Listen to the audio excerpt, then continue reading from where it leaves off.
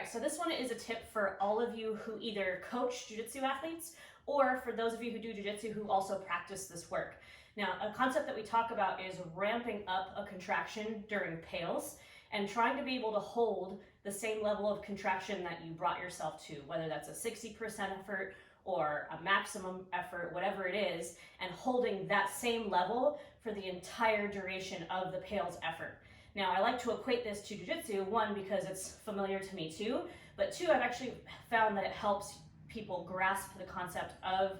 holding that a little bit better. So what I equate it to in terms of jiu-jitsu is if I'm trying to choke someone and the amount of effort that I'm going to put into choking them, how slowly I'm going to ramp up something, how long I'm going to hold it. So if I was to triangle Nick and I lock it up right here, right? So I'm not squeezing at all yet, but in pails, we talk about slowly ramping up. And so if I do the opposite of that and I just squeeze as hard as I can, maybe Nick is really experienced and comfortable here.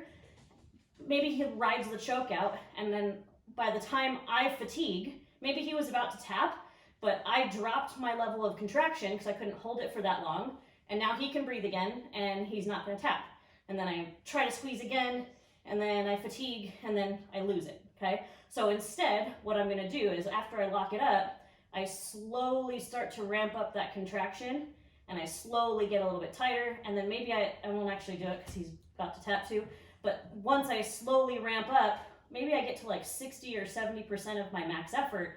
then I can hold that for a lot longer, and I don't want to let that contraction fluctuate. So I get to that 60 or 70%, and I hold at that same 60 or 70 for the entire duration of that choke. That way I'm more likely to get the tap, as opposed to jump to 60, 70, drop back down to 30, drop back up to 80% this time. So that's why it's important, and again, it helps kind of grasp that concept of ramping up and then holding the same level the whole time. So the next time you do the work and you're training whatever it is, whatever joint it is for yourself, try to think about slowly ramping up that choke and then holding it for longer at the same level of effort the whole time and see how that changes it for you.